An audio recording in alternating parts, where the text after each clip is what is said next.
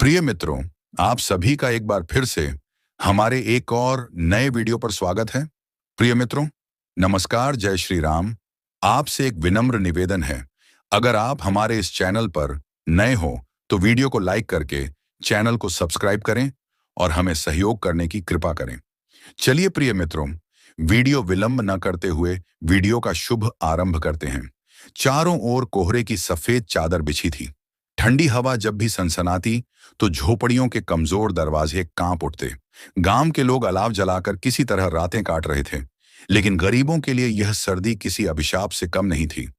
गंगा काका, जो गांव में सबसे बुजुर्ग थे, अपनी फटी हुई चादर में ठिठुरते हुए बैठे थे। उनके पास न गर्म कपड़े थे, न कोई मोटा कंबल। उनकी झोपड़ी का छप्पर टपकता था और जब तेज ठंडी हवा अंदर घुसती तो उनके शरीर की हड्डियां जैसे जकड़ जाती। उनका पोता छोटू, जो मुश्किल से 8 साल का था, सिकुड़कर उनके पास बैठा हुआ था। उसकी आंखों में ठंड का दर्द साफ झलक रहा था। बाबा, ठंड बहुत लग रही है, छोटू ने कंपकपाते हुए कहा। गंगा काका ने अपनी पुरानी धोती से उसे और ढकने की कोशिश की, लेकिन वह जानते थे कि यह किसी काम की नहीं। उन्होंने अलाव की ओर देखा, जिसमें कुछ बुझते हुए अंगारे बचे थे। लकड़ियां खत्म हो चुकी थीं और बाहर की ठंडी हवाओं के बीच लकड़ी इकट्ठा करना किसी युद्ध से कम नहीं था। गांव का ठाकुर अपने बड़े से मकान में रजाई में लिपटा बैठा था। उसके घर में कई अलाव जल रहे थे। नौकर चाकर गर्मा गर्म पकवान बना रहे थे, लेकिन उस घर से कोई भी इन गरीबों की मदद के लिए नहीं निकला। गंगा काका की झोपड़ी से थोड़ी ही दूरी पर पंडित रामदास की हवेली थी। वे रोज बड़े बड़े यज्ञ करते, घंटों पूजा पाठ में लीन रहते, लेकिन जब गंगा काका मदद मांगने गए तो पंडित जी ने कहा, यह सब भगवान की मर्जी है काका, कष्ट सहना भी तो एक तपस्या है। ठंड बढ़ती जा रही थी। कई झोपड़ियों से कराहों की आवाजें आने लगी थीं। गांव का कुत्ता भी ठंड से सिकुड़कर किसी कोने में दुबका पड़ा था, लेकिन कोई किसी की मदद के लिए आगे नहीं आया।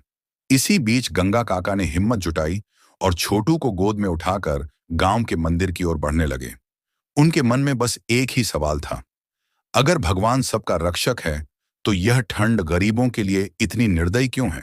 गंगा काका का शरीर ठंड से जकड़ता जा रहा था, लेकिन छोटू को बचाने की जिद उन्हें हर कदम बढ़ाने पर मजबूर कर रही थी। रास्ते में ठंडी हवा के थपेड़े उनकी बेजान धोती को चीरते हुए निकल रहे थे। पैर ठंड से सुन्न हो चुके थे, पर मंदिर की ओर बढ़ते रहे। छोटू उनकी गोद में निढाल सा पड़ा था। उसकी सांसें हल्की हो रही थीं। मंदिर तक पहुंचने में ही जैसे सदियां बीत गईं। रात का तीसरा पहर था और मंदिर के बड़े दरवाजे बंद थे। गंगा काका ने कांपते हाथों से दरवाजा खटखटाया। पंडित जी, पंडित जी, दरवाजा खोलो, छोटू मर जाएगा। भीतर से हल्की आवाज आई। फिर कुछ देर बाद मंदिर का दरवाजा चरमराता हुआ खुला। पंडित रामदास बाहर निकले। उनके कंधों पर मोटी शॉल थी और हाथ में गर्म चाय का लोटा। ठंड से कांपते गंगा काका को देखकर उनका माथा सिकुड़ गया। काका, इस वक्त क्या हुआ? पंडित जी, छोटू, इसे बहुत ठंड लग रही है, अंदर आ जाने दो, बस कुछ देर। रामदास जी असमंजस में पड़ गए। उन्होंने भीतर झांका, जहां दीपक जल रहा था और मंदिर का आंगन अपेक्षाकृत गर्म था। फिर वे गंगा काका की दुर्दशा को नजरअंदाज करते हुए बोले, काका, भगवान का मंदिर किसी का घर नहीं है। यह शरण स्थली नहीं, पूजा का स्थान है। मैं नियम तोड़कर तुम्हें अंदर नहीं आने दे सकता। गंगा काका ने विनती भरी आंखों से देखा, लेकिन रामदास जी का मन नहीं पसीजा। उन्होंने धीरे से दरवाजा बंद कर लिया। गंगा काका वहीं बैठ गए। उनकी बूढ़ी आंखें छोटू के निश्चल पड़े शरीर पर टिक गईं। बेटा, आंखें खोल, देख, मंदिर आ गया। लेकिन छोटू की हलचल नहीं हुई। गंगा काका ने उसे कसकर अपने सीने से चिपका लिया। सर्द रात और लंबी हो गई थी। कुछ देर बाद ठाकुर का नौकर उधर से गुजरा। उसने गंगा काका को ठिठुरते देखा, पर पास आकर भी अनदेखा कर दिया। ठाकुर के महल में तो इस वक्त अलाव की गर्माहट थी और उसके लिए गरीबों का दर्द कोई मायने नहीं रखता था। रात के अंधेरे में गंगा काका की आंखों में सवाल थे, कौन सा धर्म सबसे बड़ा है?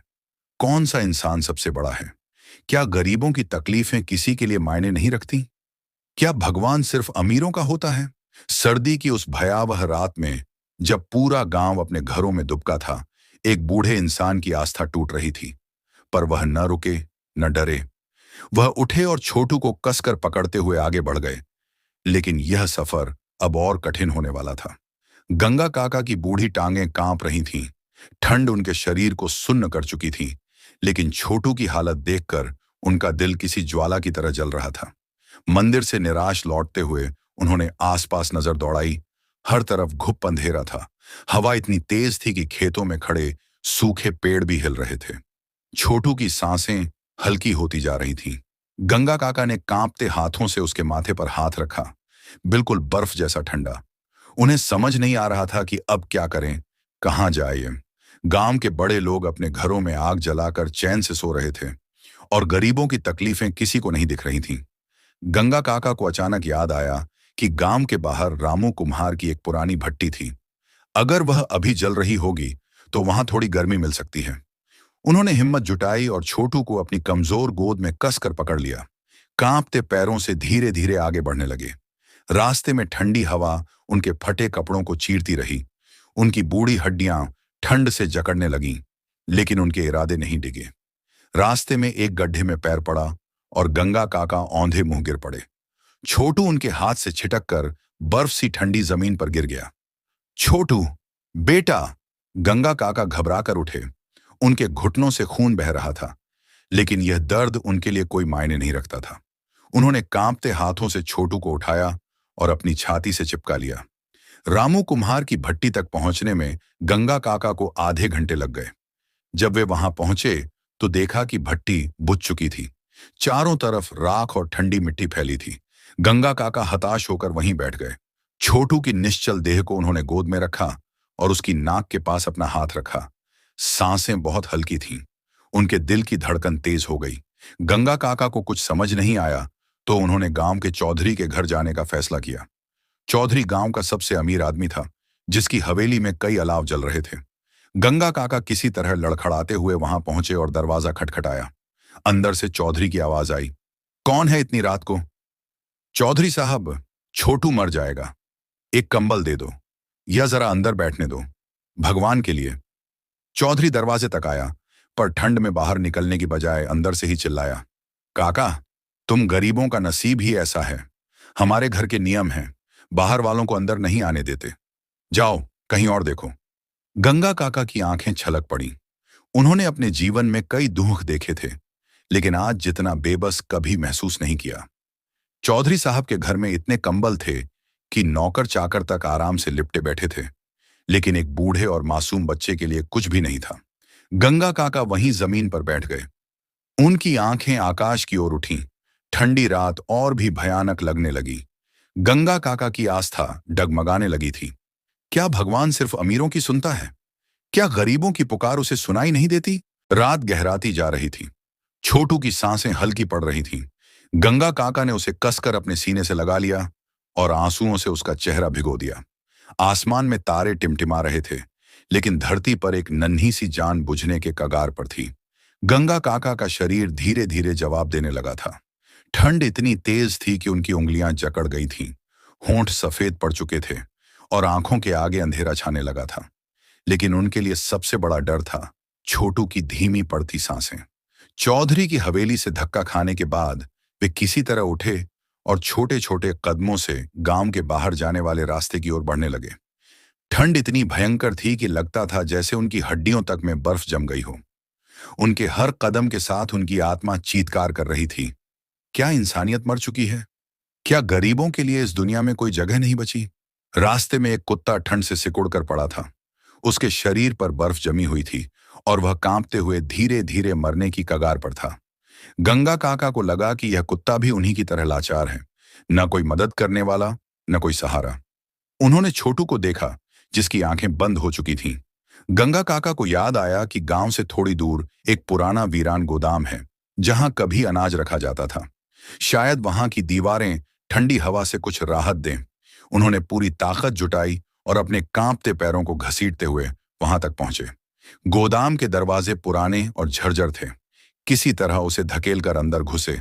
अंदर घुप अंधेरा था, पर एक कोने में कुछ टूटी फूटी बोरियां पड़ी थीं। उन्होंने छोटू को उन बोरियों पर लिटा दिया और खुद भी पास बैठ गए।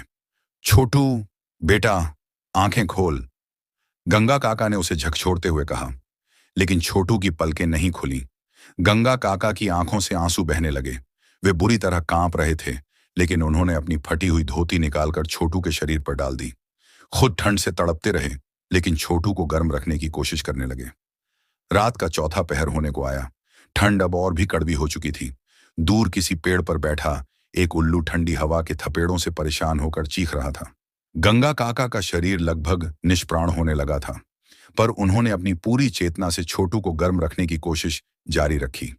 तभी बाहर कुछ आवाजें सुनाई दी। कुछ लोग अलाव जलाकर हंस रहे थे। गंगा काका ने किसी तरह अपने जमे हुए शरीर को उठाया और बाहर झांका। वे गांव के वही अमीर लोग थे, ठाकुर, चौधरी और उनके साथी।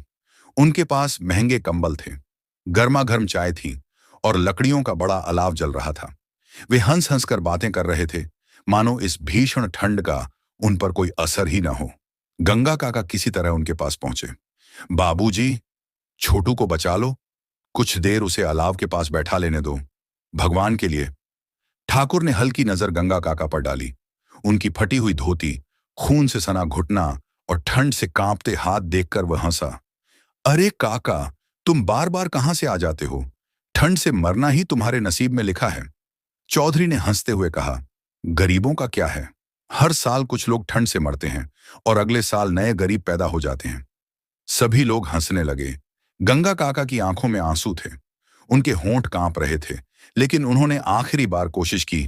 बाबूजी, मैं ज्यादा कुछ नहीं मांग रहा। और छोटू बच्चा है, उसे बचा लो। ठाकुर ने उबासी ली और हाथ जोड़ते हुए कहा, अरे काका, भगवान जो करता है अच्छा करता है, हम इसमें कुछ नहीं कर सकते।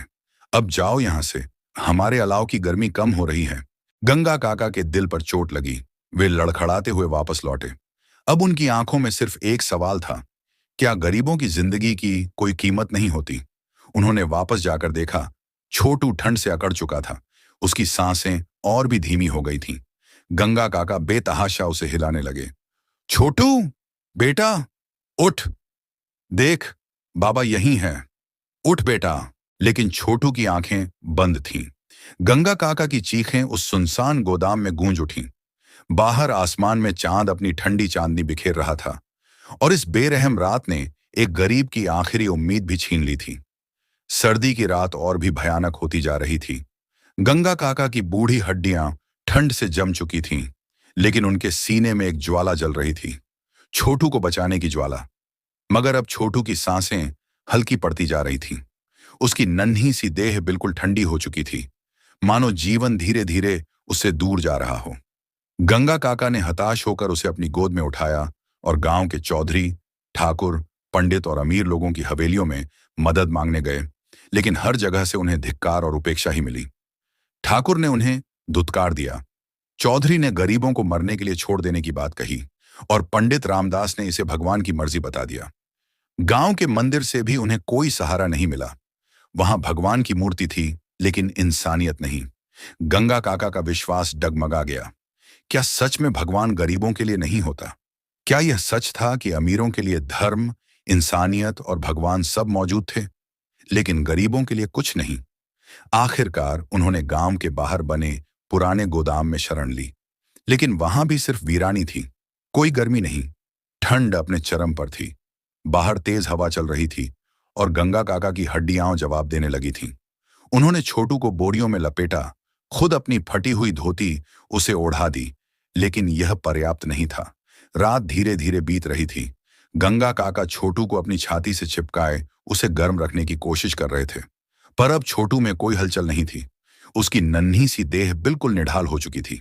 गंगा काका ने कांपते हाथों से उसके चेहरे को छुआ। वह बर्फ की तरह ठंडा था। छोटू, बेटा, उठ, देख, बाबा यहां है। पर छोटू नहीं उठा। उसकी सांसें बंद हो चुकी थीं। उसकी मासूम आंखें हमेशा के लिए बंद हो गई थीं। गंगा काका की आंखों में आंसू ठहर गए। उनका दिल दर्द से फटने लगा।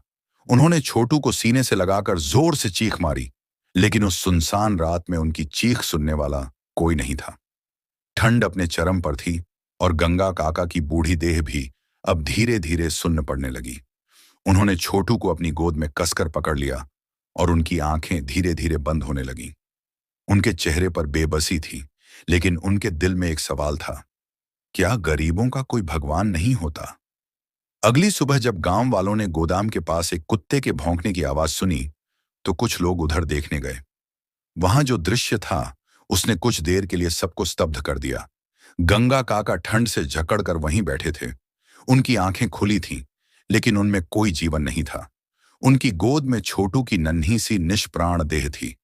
ठाकुर, चौधरी, पंडित और गांव के अन्य अमीर लोग वहां खड़े थे, लेकिन किसी को कोई पछतावा नहीं था। वे बस चुपचाप खड़े देख रहे थे, जैसे यह सब बहुत सामान्य बात हो। पंडित रामदास ने लंबी सांस ली और बोले, भगवान की मर्जी के आगे कौन कुछ कर सकता है? चौधरी ने सिर हिलाया और कहा, गरीबों का तो यही नसीब होता है। गांव के लोग थोड़ी देर तक खड़े रहे, फिर अपने अपने घरों की ओर लौट गए। कुछ देर बाद वहां सिर्फ दो निर्जीव शरीर रह गए, एक बूढ़े की बेबस देह और एक मासूम बच्चे की टूटी हुई जिंदगी।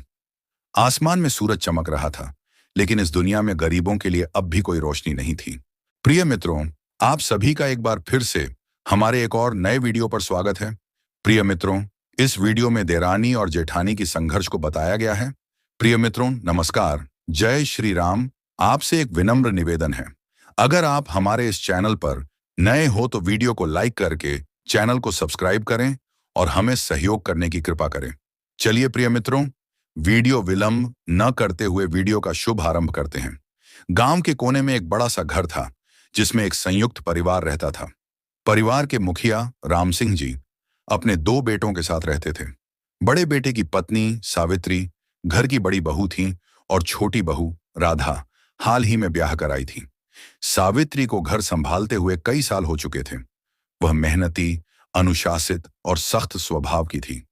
पूरे घर पर उसका अधिकार था। वह सुबह सबसे पहले उठती, चूल्हा जलाती, सास ससुर की सेवा करती और घर के सभी छोटे बड़े कामों को देखती। परिवार में उसकी एक अलग ही ढाक थी। राधा की शादी को अभी कुछ ही महीने हुए थे। वह नई थी, लेकिन समझदार और नर्म स्वभाव की थी। उसे घर की परंपराओं को अपनाने में समय लग रहा था, और यही बात सावित्री को अखरती थी। वह अक्सर उसे ताने मारती, घर के कामों में उसकी गलतियां निकालती और उसे कमतर साबित करने का कोई मौका नहीं छोड़ती। राधा अपने मन की बात किसी से कह नहीं पाती थी। जब भी वह कुछ अच्छा करने की कोशिश करती, सावित्री उसे रोक देती, यह कहकर कि उसे घर चलाने का सही तरीका नहीं आता। कभी कभी उसकी सास भी सावित्री की ही तरफ होती, क्योंकि वह बड़े बेटे की पत्नी थी और घर के सभी कामों में निपुण थी। धीरे धीरे दोनों बहुओं के बीच एक अनकही लड़ाई शुरू हो गई।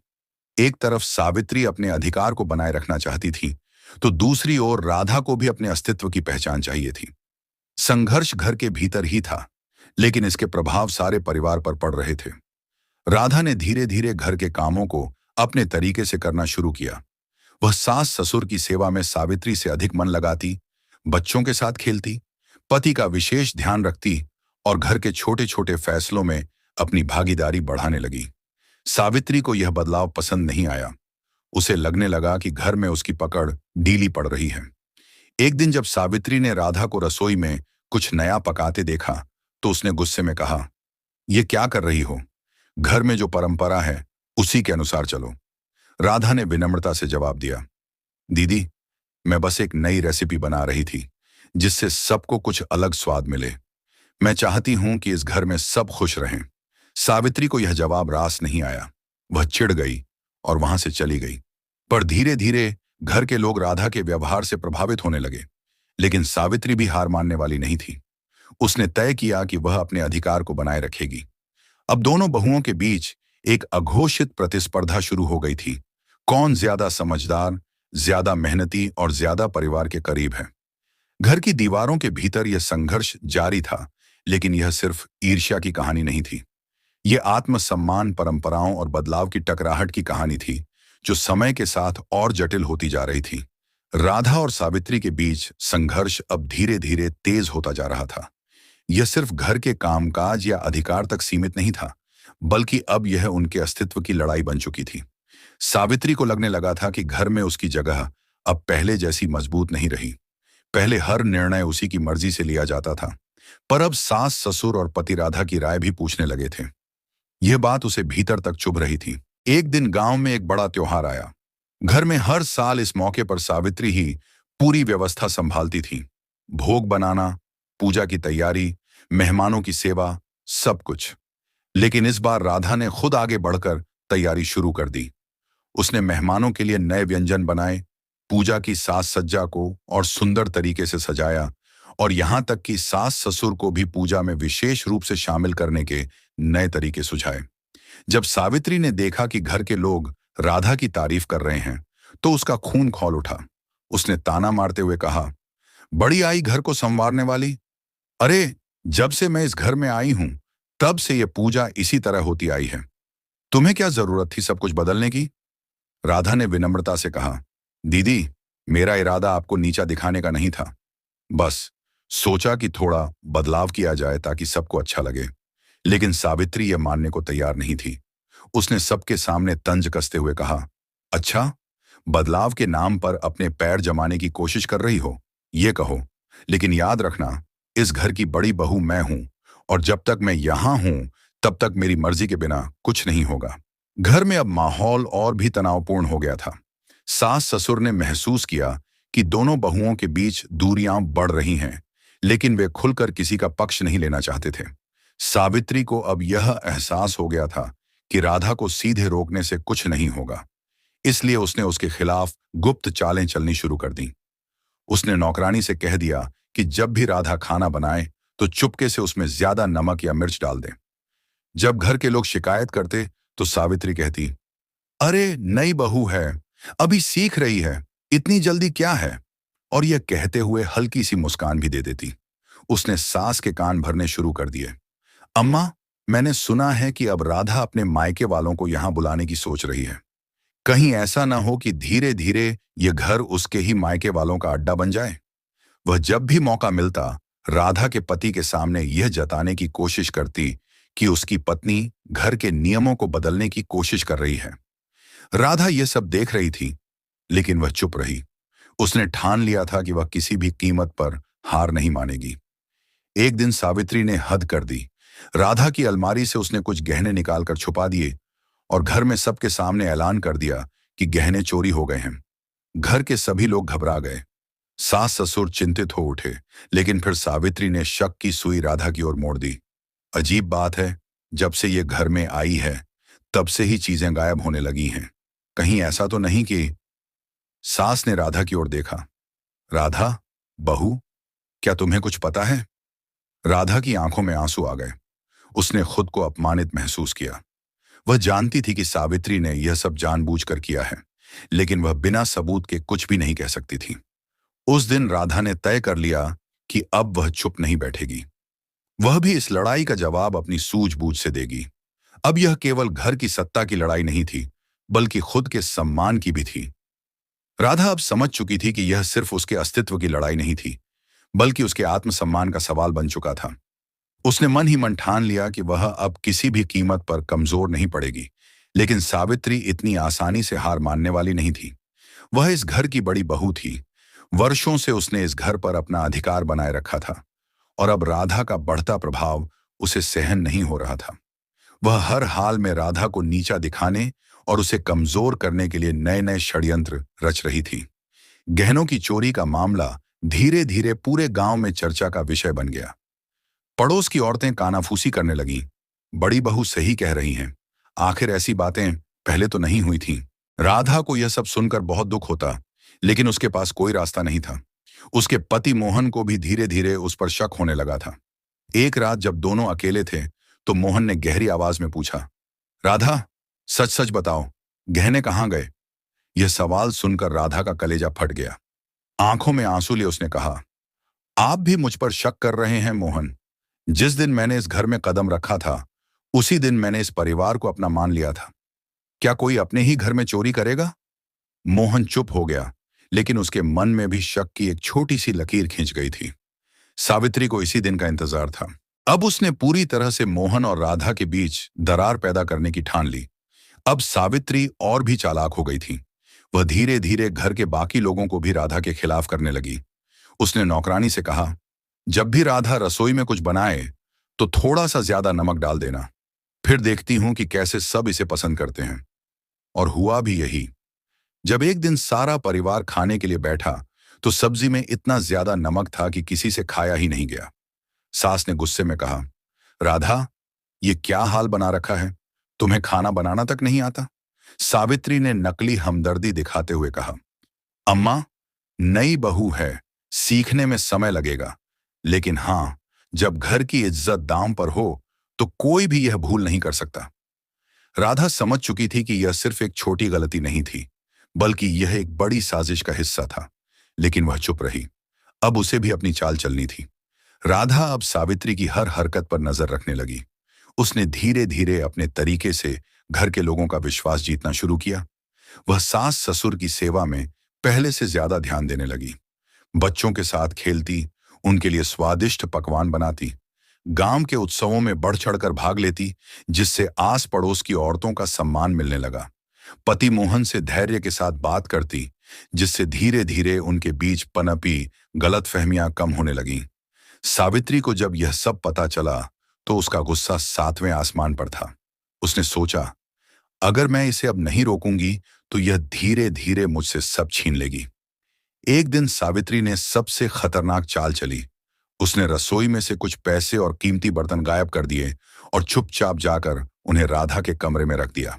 फिर घर में हंगामा मचा दिया। अम्मा, बापू, अब तो चोरी भी होने लगी है। पहले गहने, अब पैसे, घर के किसी अपने का ही हाथ है। सास और ससुर ने यह सुना तो घबरा गए। मोहन भी चिंता में पड़ गया। तभी सावित्री ने झट से कहा, क्यों ना हम राधा के कमरे की तलाशी लें? अगर उसने कुछ नहीं किया तो उसे कोई परेशानी नहीं होगी। घर के सभी लोग राधा के कमरे की ओर बढ़े। राधा का दिल तेजी से धड़क रहा था। जब सास ने अलमारी खोली तो वहां से चोरी किए गए पैसे और बर्तन निकले। सास के चेहरे पर गुस्से की लकीरें खींच गईं। उन्होंने कड़क आवाज में कहा, राधा, तुमने हमें इतना बड़ा धोखा दिया। हमने तुम्हें बेटी माना और तुमने यह किया। राधा स्तब्ध थी। उसकी आंखों में आंसू थे, लेकिन वह चुप रही। उसे समझ नहीं आ रहा था कि यह सब कैसे हुआ। उसने एक नजर मोहन की ओर डाली, लेकिन वह भी गुस्से से भर चुका था। उसने धीरे से कहा, राधा, मुझे तुमसे यह उम्मीद नहीं थी। अब राधा के पास दो ही रास्ते थे। या तो वह इस अपमान को सहकर सब कुछ छोड़ दे, या फिर सच को सामने लाकर अपनी बेगुनाही साबित करे। लेकिन यह आसान नहीं था, क्योंकि सावित्री ने पूरी चालाकी से अपनी चाल चली थी। अब यह देखना था कि क्या राधा इस अपमान का जवाब दे पाएगी, क्या वह अपनी सच्चाई साबित कर पाएगी, या फिर सावित्री की साजिशें उसे पूरी तरह हरा देंगी। राधा के लिए यह क्षण किसी वज्रपात से कम नहीं था। उसे अपनी ही सास ससुर, पति और पूरे परिवार के सामने अपराधी बना दिया गया था। वह स्तब्ध थी। उसकी आंखों से आंसू बह रहे थे, लेकिन उसके अंदर कहीं एक आग भी जल रही थी। वह जानती थी कि यह सब सावित्री का षड्यंत्र है, पर उसे खुद को निर्दोष साबित करने का कोई रास्ता नहीं दिख रहा था। मोहन, जो अब तक उसके हर दुख सुख में साथ था, आज उसकी ओर पीठ फेर कर खड़ा था। उसकी आंखों में अविश्वास और गुस्सा था। सास ने गुस्से में कहा, राधा, हमें लगा था कि तुम इस घर की लक्ष्मी बनोगी, पर तुमने तो हमारे भरोसे को ही तोड़ दिया। अब यह घर तुम्हारे लिए नहीं है। यह सुनकर राधा की आत्मा कांप उठी। क्या सच में इस घर में अब उसके लिए कोई जगह नहीं थी? क्या वह इतनी कमजोर थी कि कोई भी उसे झूठा साबित कर सकता था? लेकिन तभी उसके भीतर की शक्ति जाग उठी। उसने अपनी आंखों के आंसू पोंछे और दृढ़ आवाज में कहा, मैं इस घर को छोड़कर नहीं जाऊंगी। जब तक मैं अपनी सच्चाई साबित नहीं कर देती, तब तक नहीं। राधा जानती थी कि बिना सबूत के वह कुछ नहीं कर सकती। वह चुपचाप सोचने लगी कि आखिर यह सब किया कैसे गया होगा। उसे सबसे पहले नौकरानी पर शक हुआ। वह अक्सर सावित्री के इशारे पर काम करती थी। उस रात जब सब सो चुके थे, राधा धीरे धीरे नौकरानी के कमरे में गई। उसने देखा कि नौकरानी वहां नहीं थी। वह चौकन्नी हो गई। वह दबे पांव रसोई की ओर बढ़ी। तभी उसने सुना, सावित्री धीमी आवाज में नौकरानी से कह रही थी, कल सुबह तक मामला पूरा खत्म हो जाना चाहिए। अगर कोई तुमसे पूछे तो कह देना कि राधा ने खुद ही तुम्हें बर्तन और पैसे छुपाने को कहा था। समझी? राधा का खून खौल उठा। तो यह साजिश ऐसे रची गई थी। अब उसे अपनी सच्चाई साबित करनी ही थी। अगली सुबह जब पूरा परिवार इकट्ठा हुआ, राधा ने खुद ही सबसे कहा, मैं एक आखिरी बार अपना पक्ष रखना चाहती हूं। सावित्री आत्मविश्वास से मुस्कुरा रही थी, मानो वह पहले से जानती हो कि अब कोई भी राधा की बात नहीं सुनेगा। राधा ने गहरी सांस ली और कहा, अगर मैंने यह चोरी की होती तो मुझे इन चीजों को अपने ही कमरे में छुपाने की क्या जरूरत थी? कोई भी चोर इतना मूर्ख नहीं होगा कि चोरी किए गए सामान को अपने ही पास रखे। सास ससुर एक पल को सोच में पड़ गए। मोहन ने भी माथे पर शिकन डाली। फिर राधा ने नौकरानी को सामने बुलाया। वह घबराई हुई थी। राधा ने उसकी आंखों में देखा और कड़क आवाज में बोली, अगर तुमने चोरी नहीं की तो तुम सच सच बताओ कि यह सामान मेरे कमरे में कैसे पहुंचा? नौकरानी डर गई। सावित्री ने उसे आंखों से इशारा किया कि चुप रहे, लेकिन अब नौकरानी घबराई हुई थी।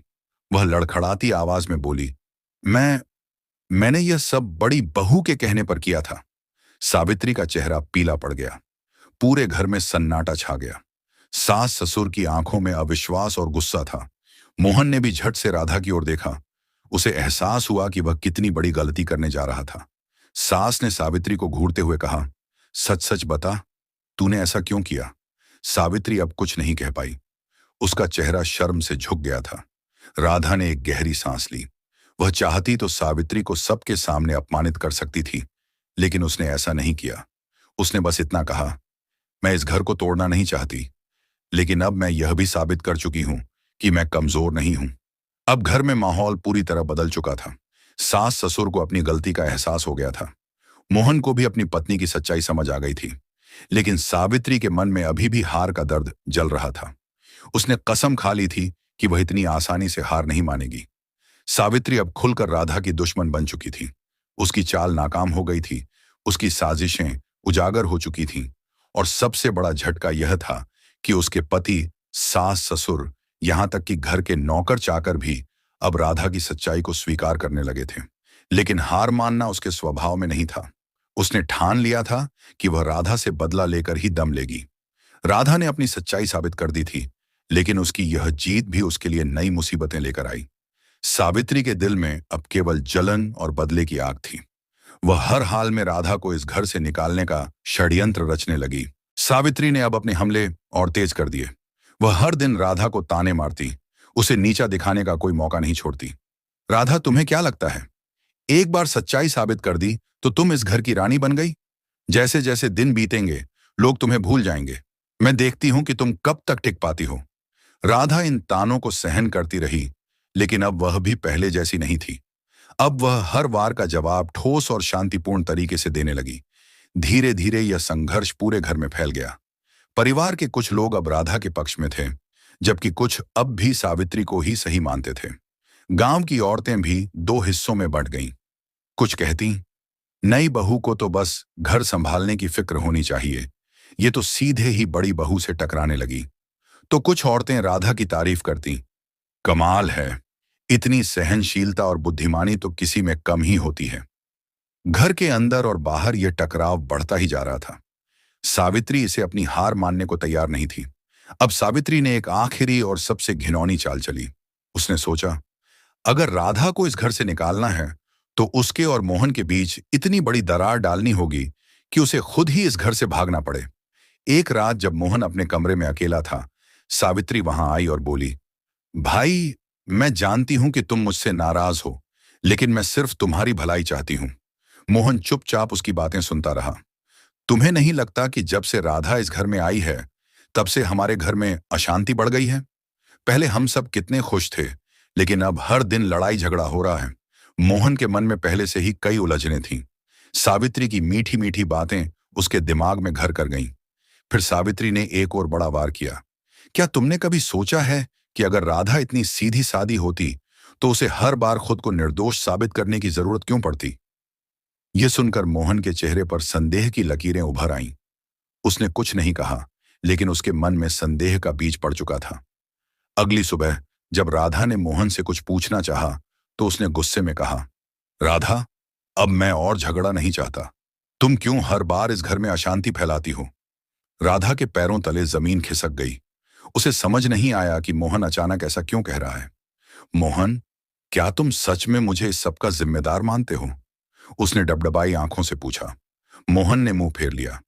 यह देखकर सावित्री को अंदर ही अंदर खुशी हो रही थी। उसकी साजिश सफल हो रही थी। राधा ने तय कर लिया था कि अब वह रोएगी नहीं। वह इस संघर्ष को पूरी ताकत से लड़ेगी। अब यह सिर्फ उसके सम्मान की लड़ाई नहीं थी, बल्कि उसके अस्तित्व का सवाल था। लेकिन क्या वह मोहन का विश्वास फिर से जीत पाएगी? क्या सावित्री की चालें एक बार फिर कामयाब होंगी, या इस बार राधा कोई ऐसा कदम उठाएगी जिससे पूरे घर का भविष्य बदल जाएगा? मोहन का व्यवहार अब पूरी तरह बदल चुका था। जहां पहले वह राधा की हर बात समझने की कोशिश करता था, अब वह उससे कटे कटे रहने लगा था। सावित्री के झर भरे शब्दों ने उसके मन में संदेह की जड़ें गहरी कर दी थीं। राधा के लिए यह सबसे बड़ा आघात था। पति, जो उसका सबसे बड़ा सहारा था, अब उसे ही शक की नजर से देखने लगा था। वह जानती थी कि यह सब सावित्री की चाल है, लेकिन इसे साबित करना आसान नहीं था। अब उसका हर दिन एक नया संघर्ष बन गया था। एक दिन राधा रसोई में चुपचाप काम कर रही थी कि तभी सास ने गुस्से में कहा, राधा, तुमने घर में अशांति फैला रखी है। जब से तुम आई हो, हमारे घर का सुख चैन खत्म हो गया है। अगर तुम्हें यहां रहना है तो अपनी हद में रहो।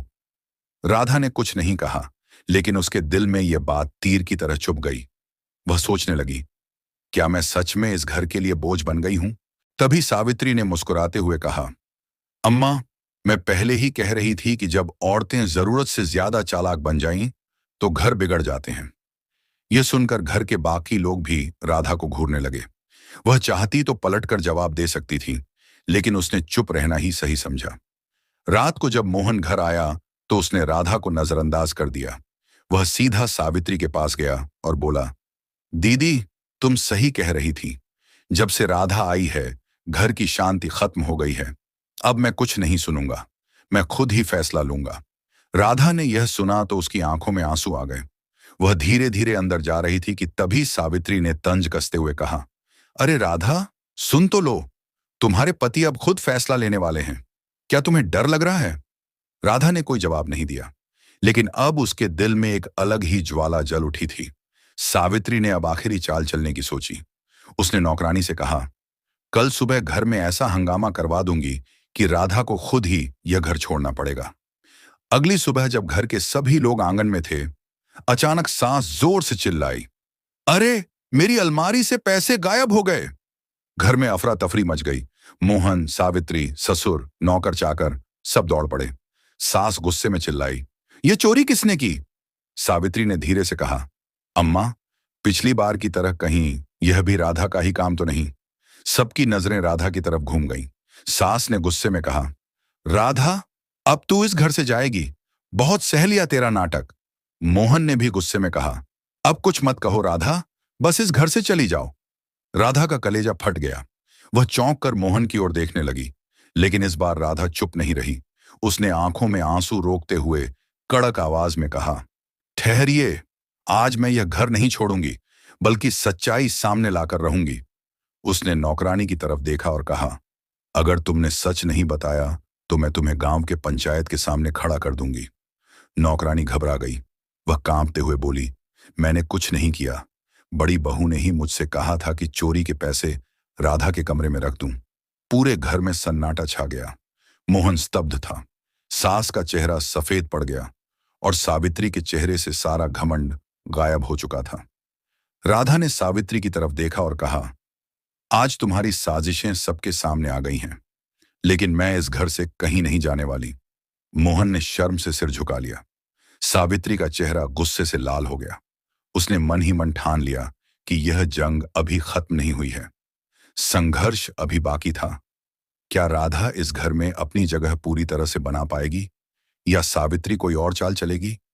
राधा ने सच्चाई को साबित करके अपनी स्थिति को बचा लिया था, लेकिन यह जीत उसे बहुत भारी पड़ने वाली थी। सावित्री का घमंड चूर चूर हो चुका था, पर उसकी आंखों में जलन की लपटें और तेज हो गई थीं। वह सोच रही थी, राधा ने मुझे सबके सामने अपमानित किया, अब यह घर मेरे हाथ से छूटता जा रहा है। अगर मुझे अपना अधिकार बचाना है तो मुझे ऐसा वार करना होगा कि राधा दोबारा उठ ही ना सके। वहीं दूसरी ओर मोहन को अपनी गलती का एहसास हो रहा था। वह जानता था कि उसने राधा के साथ अन्याय किया, लेकिन वह सावित्री के प्रभाव से पूरी तरह मुक्त नहीं हो पाया था। उसकी आंखों में अभी भी संदेह के कुछ धुंधले बादल तैर रहे थे। अब सावित्री ने एक नई चाल चली। उसने सास को पूरी तरह से अपने पक्ष में कर लिया और धीरे धीरे पूरे घर में राधा के खिलाफ जहर घोलना शुरू कर दिया।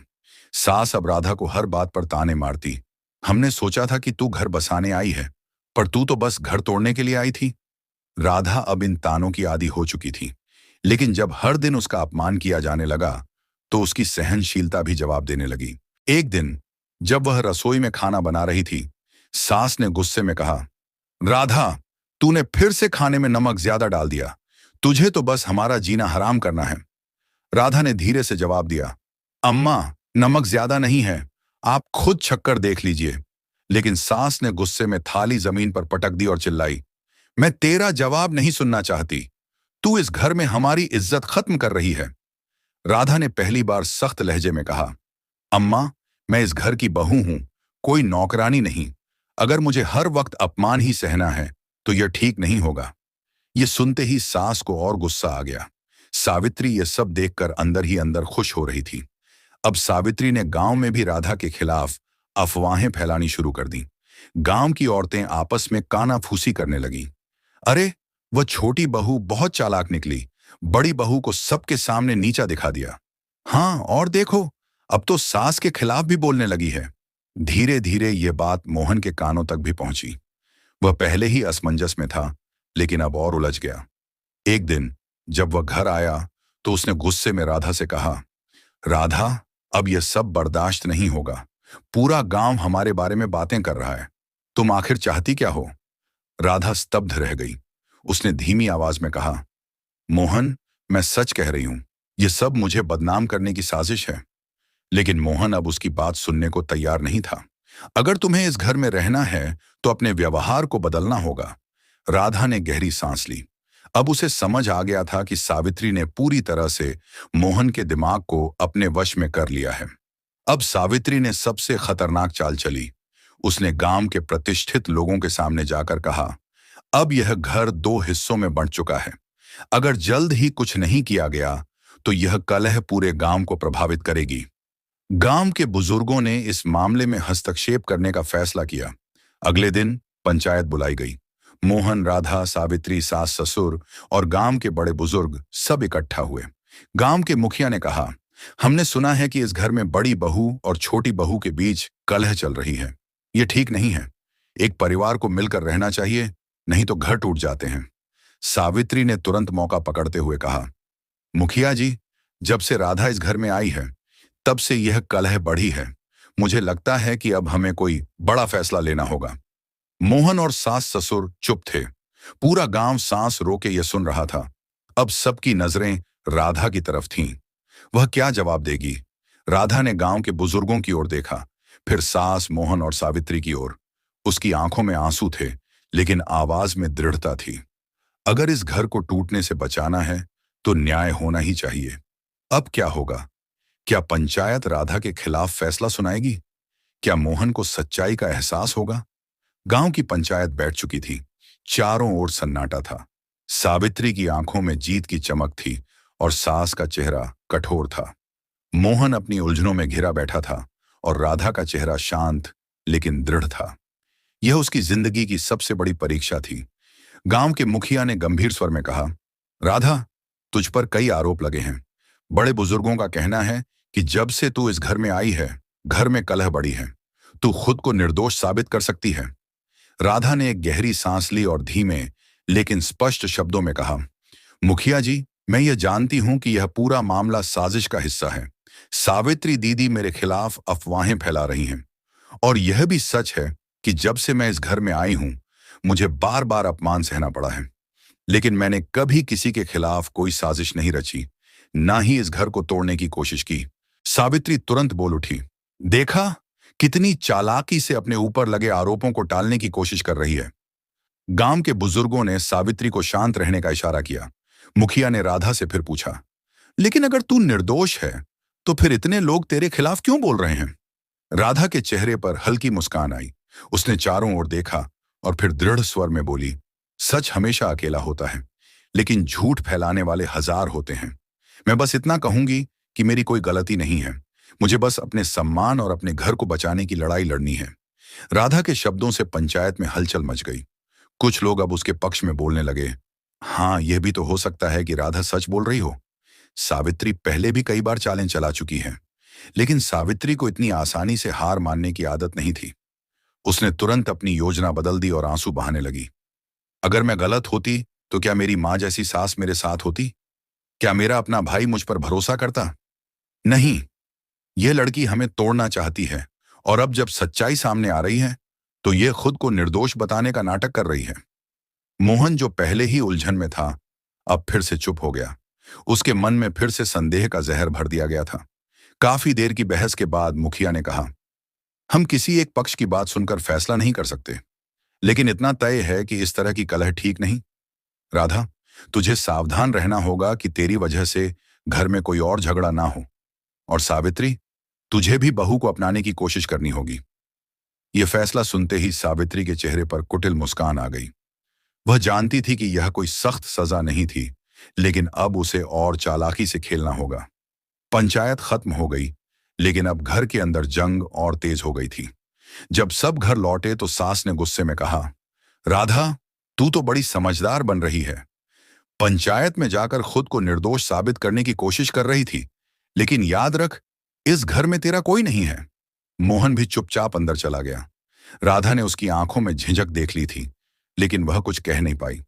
रात को सावित्री ने मोहन के कान में और जहर घोलने की कोशिश की। भाई, अगर तूने अभी फैसला नहीं लिया तो तेरी बीवी इस घर पर पूरी तरह से कब्जा कर लेगी। सोच ले, तुझे बहन चाहिए या बीवी? मोहन ने कोई जवाब नहीं दिया, लेकिन उसके मन में अब भी संशय था। सावित्री अब आर पार की लड़ाई लड़ने के मूड में थी। उसने एक और घिनौनी चाल चली। एक दिन जब सास ससुर घर में नहीं थे, सावित्री ने नौकरानी को बुलाया और कहा, तू मेरे कहे अनुसार करेगी तो तुझे इनाम मिलेगा। नौकरानी ने सिर हिलाया। अगली सुबह जब मोहन और बाकी लोग घर में थे, नौकरानी दौड़ते हुए आई और चिल्लाई, बड़ी बहू, बड़ी बहू, मुझे राधा के कमरे से यह गहनों की पोटली मिली। पूरा घर स्तब्ध रह गया। सास तुरंत चिल्लाई, देख लिया, अब और कोई सबूत चाहिए? ये लड़की चोर भी है। मोहन का चेहरा गुस्से से लाल हो गया। उसने बिना कुछ सोचे समझे कहा, बस, अब बहुत हुआ। राधा, अब तू इस घर में नहीं रह सकती। राधा के पैरों तले जमीन खिसक गई। उसने मोहन की आंखों में देखा और धीमी आवाज में कहा, तुम मुझ पर भरोसा नहीं कर रहे? मोहन ने नजरें फेर लीं। राधा की आंखों में आंसू छलक पड़े, लेकिन उसने खुद को कमजोर नहीं पड़ने दिया। अब वह क्या करेगी? क्या वह सच को साबित कर पाएगी, या सावित्री इस बार उसे पूरी तरह से हरा देगी? मोहन के शब्द राधा के कानों में हथौड़े की तरह गूंज रहे थे। बस, अब बहुत हुआ। राधा, अब तू इस घर में नहीं रह सकती। सावित्री के चेहरे पर विजयी मुस्कान थी। सास तिरस्कार भरी निगाहों से देख रही थी, और घर के अन्य लोग भी तटस्थ बने हुए थे। राधा ने एक बार फिर मोहन की आंखों में देखा, लेकिन वहां अब प्रेम की जगह संदेह और क्रोध भरा था। उसकी आंखों में आंसू छलक आए, लेकिन उसने उन्हें गिरने नहीं दिया। सास ने क्रूर स्वर में कहा, जा, निकल जा इस घर से। हमारे घर में चोरों के लिए कोई जगह नहीं। सावित्री ने नाटक करते हुए कहा, भाई, तूने सही किया। अगर इसे अभी घर से नहीं निकाला गया तो यह पूरे परिवार को डुबो देगी। मोहन ने कठोर स्वर में कहा, राधा, अपने कमरे से सामान समेट और इस घर से चली जा। राधा ने एक बार फिर मोहन की ओर देखा, लेकिन अब उसकी आंखों में कोई उम्मीद नहीं थी। उसने अपने आंसू पोंछे और बिना कोई जवाब दिए धीरे धीरे अपने कमरे की ओर बढ़ी। जब वह कमरे में पहुंची तो उसे अपना सामान समेटते हुए हाथ कांप रहे थे। उसकी शादी के जोड़े, उसकी किताबें, उसके जीवन के सारे सपने, सब कुछ यहीं बिखरा पड़ा था। क्या मैं सच में इतनी बेगुनाह होते हुए भी दोषी साबित कर दी गई? राधा भारी कदमों से घर से बाहर निकली। उसके पैरों के नीचे की जमीन जैसे खिसक गई थी। वह नहीं जानती थी कि कहां जाएगी, क्या करेगी। गांव की गलियों में कदम रखते ही कई कानाफूसी होने लगी। देखा, मैंने कहा था ना, यह लड़की चालाक निकली। अब कहां जाएगी, इसे तो कोई शरण भी नहीं देगा। लेकिन राधा ने किसी की बात पर ध्यान नहीं दिया। रात घिर आई थी। वह बिना किसी मंजिल के चलती रही। उसका पेट भूख से ऐंठ रहा था, लेकिन उसे किसी के आगे हाथ फैलाना मंजूर नहीं था। अंततः वह एक पुराने शिव मंदिर के पास पहुंची। मंदिर में एक वृद्ध पुजारी बैठे थे। उन्होंने जब राधा को इस हालत में देखा तो दया भाव से पूछा, बेटी, इतनी रात में यहां क्या कर रही हो? राधा ने भारी मन से सारी बात बता दी।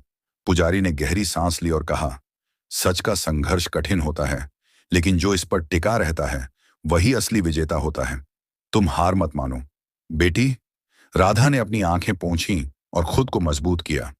उधर सावित्री की खुशियों का ठिकाना नहीं था। उसने मोहन से कहा, अब भाई, तुझे किसी और लड़की से शादी कर लेनी चाहिए, जो तुझे और इस घर को सच्चे मन से अपनाए। सास भी सहमत थी, लेकिन मोहन के मन में एक अजीब सी बेचैनी थी। वह रात भर सो नहीं सका। उसके दिल में कहीं ना कहीं राधा की मासूमियत की गूंज थी, लेकिन उसका अहंकार उसे यह मानने नहीं दे रहा था कि उसने गलती की है। अगर राधा निर्दोष होती, तो क्या मेरे अपने ही लोग उसके खिलाफ होते? वह खुद को समझाने की कोशिश करता रहा। अगली सुबह राधा ने तय कर लिया कि वह खुद को साबित करके रहेगी।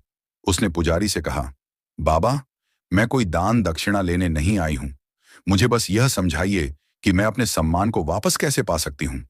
पुजारी मुस्कुराए और बोले, बेटी, अगर लोग तेरे खिलाफ झूठ बोल सकते हैं, तो क्यों ना तू अपनी सच्चाई को अपनी मेहनत से साबित कर दे। राधा को यह बात गहरी लगी। उसने सोचा, अगर मैं अपने पैरों पर खड़ी हो जाऊं, तो शायद दुनिया मुझे फिर से इज्जत देगी। राधा ने गांव के एक बुजुर्ग किसान से काम मांगा। वह खेतों में मजदूरी करने लगी। वह सुबह से शाम तक मेहनत करती, लेकिन किसी से कुछ नहीं कहती। गांव की कुछ महिलाओं को यह देखकर हैरानी हुई। अरे, ये तो बड़ी बहू थी और अब खेतों में काम कर रही है। लेकिन राधा ने किसी की बात की परवाह नहीं की। धीरे धीरे उसकी मेहनत रंग लाने लगी। किसान उसकी ईमानदारी और मेहनत से प्रभावित हुआ और उसने उसे ज्यादा मजदूरी देने का फैसला किया। राधा, तुझे अब सिर्फ खेतों में काम नहीं करना चाहिए। तू पढ़ी लिखी है, तू अपना कुछ खुद का कर सकती है। राधा के मन में यह विचार गहरे बैठ गया। मोहन अब पहले जैसा नहीं रहा। राधा के बिना उसका मन अशांत रहता। उसे लगने लगा था कि शायद उसने गलती कर दी है। एक दिन गांव के कुछ लोगों ने मोहन से कहा, मोहन, तूने राधा को घर से निकाल दिया, लेकिन देख, वह हार नहीं मानी। वह अपने पैरों पर खड़ी हो रही है। यह सुनकर मोहन को झटका लगा। उसने सोचा, अगर वह दोषी होती, तो क्या वह मेहनत करने की जगह किसी और रास्ते को नहीं अपनाती? राधा अब अपनी नई जिंदगी की ओर बढ़ रही थी, लेकिन क्या मोहन की आंखों से अंधविश्वास का पर्दा हटेगा? क्या सावित्री अब कोई और चाल चलेगी? राधा की मेहनत अब पूरे गांव में चर्चा का विषय बन चुकी थी। जिस महिला को कभी घर से बेइज्जत करके निकाला गया था, वह अब खेतों में मजदूरी कर रही थी, लेकिन झुकी नहीं थी। उसकी आंखों में अभी भी स्वाभिमान की लौ जल रही थी। सावित्री को यह सहन नहीं हो रहा था। उसने सोचा था कि राधा घर से निकलने के बाद कहीं गुम हो जाएगी या फिर मोहताज बनकर वापस लौटेगी, लेकिन यहां तो उलटा हो रहा था। राधा अपनी मेहनत से खुद को साबित कर रही थी और यह बात सावित्री को भीतर तक जला रही थी। एक दिन सावित्री गांव की कुछ महिलाओं के बीच जाकर कानाफूसी करने लगी। अरे, तुम लोगों ने सुना? राधा खेतों में काम तो कर रही है, लेकिन असल में उसकी नीयत कुछ और ही है। क्या मतलब? एक औरत ने पूछा। सावित्री ने गहरी सांस ली और रहस्यमयी आवाज में कहा, मुझे तो लगता है कि वह किसी और के सहारे पर जी रही है। इतनी जल्दी एक अकेली औरत कैसे सफल हो सकती है? धीरे धीरे यह अफवाह पूरे गांव में फैल गई। अब लोग राधा को शक की नजरों से देखने लगे। जब राधा खेत में काम करने जाती, तो कुछ लोग उसके पीछे फुसफुसाते, देखो कैसी बनावटी मुस्कान लिए घूम रही है। हमें तो लगता है कि यह कोई बड़ा खेल खेल रही है। राधा यह सब सुनकर भी शांत रही, लेकिन अब उसे एहसास हो गया था कि केवल मेहनत करना ही काफी नहीं होगा। उसे इस झूठे समाज से लड़कर अपनी सच्चाई साबित करनी होगी। उधर मोहन भी अंदर से बेचैन था। वह कई रातों से चैन की नींद नहीं सो सका था। एक दिन जब वह गांव के चौपाल पर बैठा था, तो कुछ बुजुर्ग वहां चर्चा कर रहे थे। अजीब लड़की है वो राधा, घर से निकाले जाने के बाद भी हार नहीं मानी। हाँ, और देखो, अब खुद के दम पर खड़ी होने की कोशिश कर रही है। मोहन ने यह सुना तो उसके अंदर कुछ टूटा। उसे याद आया कि जब राधा उसके साथ थी, तो कितनी ईमानदार और समर्पित थी। उसने कभी किसी से कुछ नहीं मांगा था। लेकिन तभी एक और आदमी बोला, पर सुना है वह किसी और आदमी से मदद ले रही है। यह सुनते ही मोहन का मन फिर से शक से भर गया। अगर यह सच हुआ तो? उसका दिमाग उलझ गया था। राधा ने अब ठान लिया था कि वह अपनी सच्चाई साबित करेगी। उसने गांव के मुखिया से मिलने का फैसला किया। वह उनके पास गई और कहा, मुखिया जी, गांव में मेरे खिलाफ झूठी अफवाहें फैलाई जा रही हैं। मैं आपसे न्याय की गुहार लगाती हूं। मुखिया ने गहरी सांस ली और कहा, बेटी, अफवाहों का कोई इलाज नहीं, लेकिन अगर तू सच्ची है तो तुझे डरने की जरूरत नहीं। राधा ने जवाब दिया, मुझे डर नहीं, लेकिन मैं ये साबित करना चाहती हूं कि मेहनत करने वाली औरत को गलत नजरों से देखना बंद किया जाए। राधा ने फैसला किया कि वह गांव में एक नया काम शुरू करेगी, एक छोटा अनाज का व्यापार, जहां वह खेतों से सीधे किसानों का अनाज खरीदेगी और उसे बाजार तक पहुंचाएगी। लेकिन क्या गांव उसे यह करने देगा? क्या मोहन की आंखों से पर्दा हटेगा? और क्या सावित्री अब भी कोई चाल चलेगी? राधा ने छोटे से अनाज के व्यापार की शुरुआत की। उसके पास सीमित संसाधन थे, लेकिन उसके हौसले और मेहनत में कोई कमी नहीं थी। वह सुबह जल्दी उठती, खेतों में काम करती, फिर किसान से अनाज खरीदकर बाजार भेजने के लिए खुद जाती। उसकी ईमानदारी और कड़ी मेहनत ने जल्दी ही कुछ लोगों का ध्यान खींच लिया। कुछ दुकानदारों ने उससे अनाज खरीदना शुरू किया, लेकिन गांव में अभी भी अफवाहें चल रही थीं। राधा के व्यापार की सफलता को लोग उसकी किसी और से मदद लेने की कहानी से जोड़कर देख रहे थे। सावित्री ने देखा कि राधा अब स्थिर हो रही है और उसे यह बिल्कुल बर्दाश्त नहीं हो रहा था। उसने मोहन से एक और बात शुरू की। देखो मोहन भाई, अब राधा अपने व्यापार में इतनी सफल हो गई है। क्या तुम सोचते हो कि यह सब बिना किसी बाहरी मदद के हो रहा है? मोहन को यह बातें अंदर से परेशान कर रही थीं। वह खुद को यह समझाने की कोशिश करता कि राधा ईमानदार है, लेकिन समाज की दबाव और अफवाहों ने उसके मन में संशय पैदा कर दिया। एक दिन जब राधा अपने काम से लौट रही थी, तो उसने देखा कि कुछ लोग उसके व्यापार के सामने खड़े होकर आपस में बुराई कर रहे थे। उसकी मेहनत और संघर्ष की सराहना करने की बजाय वे उसे संदेह की नजरों से देख रहे थे। राधा ने यह सब सुना और उसका दिल भारी हो गया। वह जानती थी कि वह अपनी पूरी मेहनत से एक सम्मानजनक जीवन जीने की कोशिश कर रही है, लेकिन लोग उसे समझने के बजाय केवल उसकी कमियों को ढूंढ रहे थे। मोहन अब भी भीतर से परेशान था। उसे राधा की सफलता पर खुश होने की बजाय शक और संदेह हो रहा था। वह अक्सर राधा से बात करता, लेकिन हर बार कोई ना कोई नई बात उसकी आंखों के सामने आ जाती थी, जो उसे भ्रमित करती। एक दिन गांव के बुजुर्गों ने उसे सलाह दी, मोहन, तू जो महसूस कर रहा है वही सच्चाई है। राधा के साथ तेरा विश्वास सिर्फ प्यार की वजह से नहीं हो सकता, इसे तार्किक रूप से देख। सच क्या है? ये बात मोहन के मन में घर कर गई। उसने फैसला किया कि अब वह राधा से सीधे सवाल करेगा और जानने की कोशिश करेगा कि क्या वह सच में किसी की मदद ले रही है। मोहन ने राधा को एक शाम बगीचे में बुलाया। राधा को भी पता था कि मोहन के मन में अब संदेह है। उसने धीरे से पूछा, क्या बात है मोहन? तुमने मुझे अब तक नजरअंदाज किया है। क्या तुम मुझसे कुछ पूछना चाहते हो? मोहन ने चुपचाप सिर झुकाया और कहा, राधा, क्या तुम मुझे सच बता सकती हो? तुम्हारा व्यापार तुम्हारे खुद के बल पर खड़ा है या फिर किसी और का इसमें हाथ है? राधा ने शांत स्वर में जवाब दिया, मोहन, मैं केवल अपनी मेहनत से यह सब कर रही हूं। मैं किसी से कोई मदद नहीं ले रही हूं, बस अपना काम कर रही हूं। उसकी बातों में इतनी सच्चाई थी कि मोहन का दिल कसक उठा। वह जानता था कि राधा ने कभी किसी को धोखा नहीं दिया, लेकिन समाज की दबाव और झूठी अफवाहों ने उसे संदेह करने पर मजबूर कर दिया था। सावित्री ने यह देखा कि मोहन अब राधा की बातों में विश्वास कर रहा है। उसने सोचा, अगर मोहन को यह विश्वास हो गया तो मेरा खेल खत्म हो जाएगा। इसलिए उसने एक और घिनौनी चाल चलने का फैसला किया। उसने कुछ लोगों को राधा के व्यापार के बारे में गलत खबर फैलाने के लिए भेजा। वह यह अफवाह फैलाने लगी कि राधा का व्यापार अब किसी बड़े शहर के व्यापारी से जुड़ चुका है और वह उनके लिए काम करती है। इसके पीछे की सच्चाई यह थी कि सावित्री चाहती थी कि लोग राधा को एक धोखेबाज के रूप में देखें। जब राधा को यह खबर मिली तो वह समझ गई कि यह एक नई साजिश है, लेकिन उसने सोचा, अगर लोग मुझे गिराने की कोशिश करेंगे तो मुझे अपनी मेहनत और ईमानदारी से उन्हें जवाब देना होगा। राधा ने गांव में एक सभा आयोजित की, जिसमें उसने सबको अपनी स्थिति स्पष्ट की। मैं जो भी कर रही हूं, अपने खुद के बलबूते कर रही हूं। मेरे व्यापार में किसी का हाथ नहीं है। अगर आप मुझसे किसी भी प्रकार का संदेह रखते हैं, तो आप सब देख सकते हैं कि मैं कितनी मेहनत करती हूं। मेरा नाम किसी के साथ जोड़कर आपके दिल में जो शक पैदा किया जा रहा है, वह सिर्फ अफवाहें हैं। सभा में मौजूद सभी लोग चुप थे। कुछ लोग शर्मिंदगी महसूस कर रहे थे, जबकि कुछ लोग राधा की बातों से प्रभावित हो गए।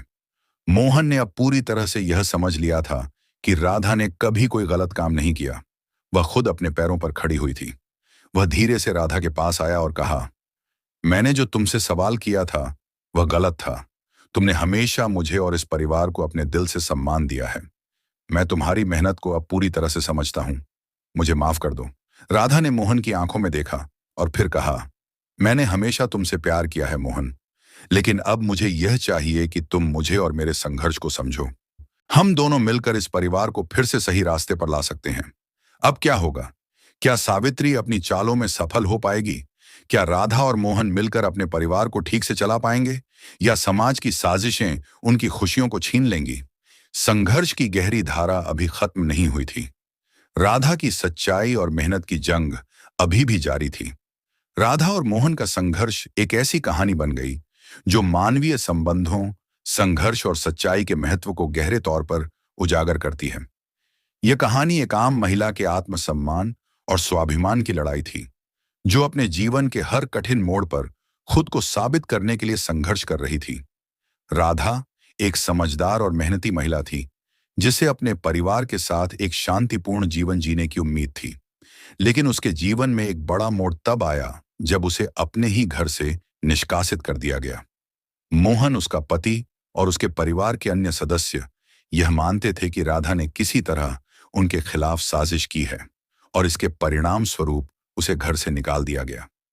राधा को समझने की बजाय उसे समाज और परिवार द्वारा केवल शक और आलोचनाओं का सामना करना पड़ा। जब राधा घर से बाहर निकली तो उसने अपने जीवन को एक नई दिशा देने का संकल्प लिया। उसने मेहनत करने का रास्ता अपनाया और गांव के खेतों में काम करना शुरू किया।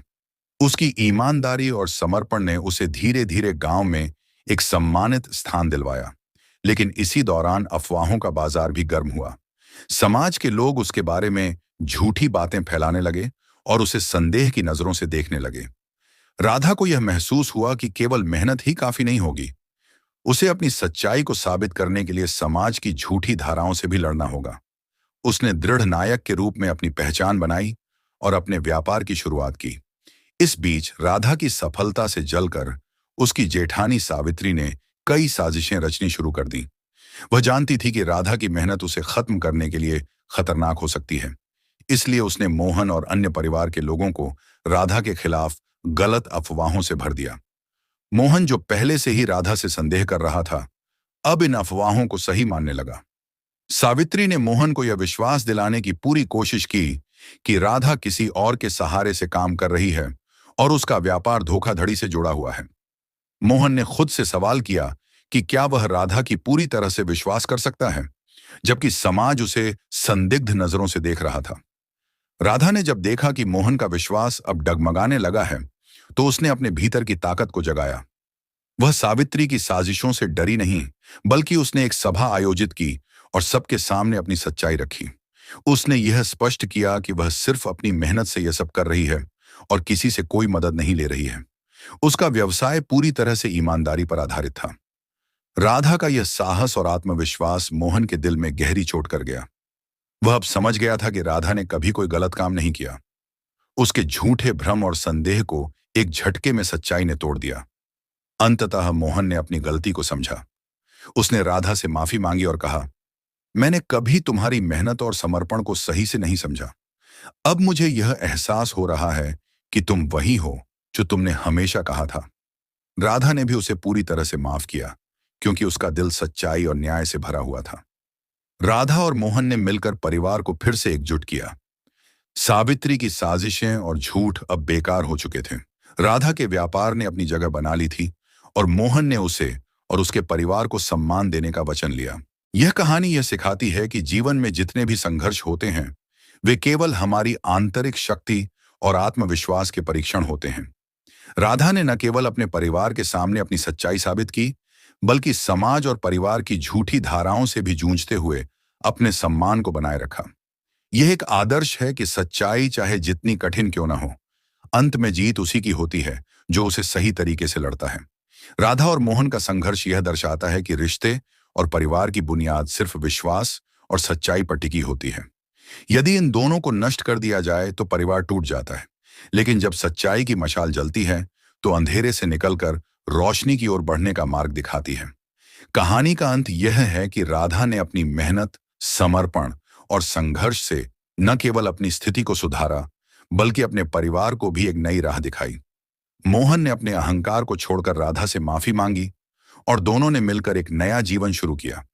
इस संघर्ष ने उन्हें यह सिखाया कि जीवन में चाहे कितनी भी मुश्किलें आएं, अगर सच्चाई साथ हो तो अंत में जीत उसी की होती है।